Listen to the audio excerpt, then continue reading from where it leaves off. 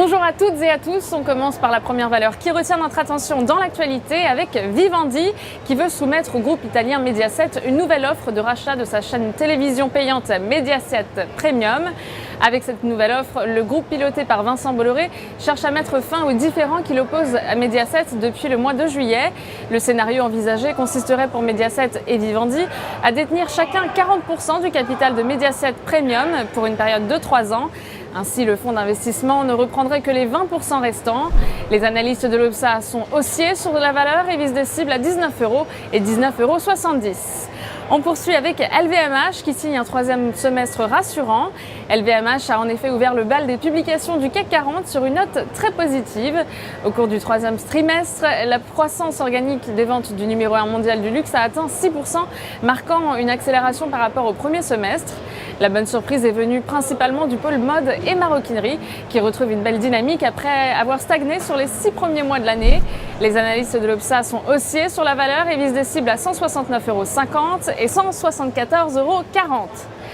En ce qui concerne la stratégie du jour, nous nous intéressons à Facebook. Graphiquement, le titre est sorti à la hausse d'une figure en triangle en place depuis septembre 2016. Par ailleurs, les cours sont maintenus par une ligne de tendance haussière depuis début 2016. Du côté des indicateurs techniques, les moyennes mobiles à 20 et 50 séances sont positivement orientées, tandis que le RSI se situe en territoire positif et ne montre aucun signe de retournement. Ainsi, tant que 121 reste support, la formation d'une nouvelle jambe de hausse est attendue en direction des 136 et 141 $.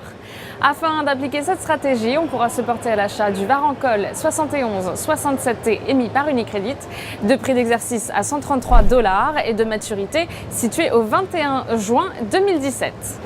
Aujourd'hui, coup de projecteur sur l'indice italien FTSE MIB. L'indice a rebondi sur son support horizontal à 15 955 points. Tant que celui-ci tient, nous maintenons notre opinion positive sur l'indice avec au-dessus de 15 955 points, des cibles à 17 435 points et 18 335 points. Nous vous conseillons ainsi l'achat du certificat leverage Italia IT7LT émis par Unicredit, de maturité au 22 novembre 2019 et d'effet de levier 7.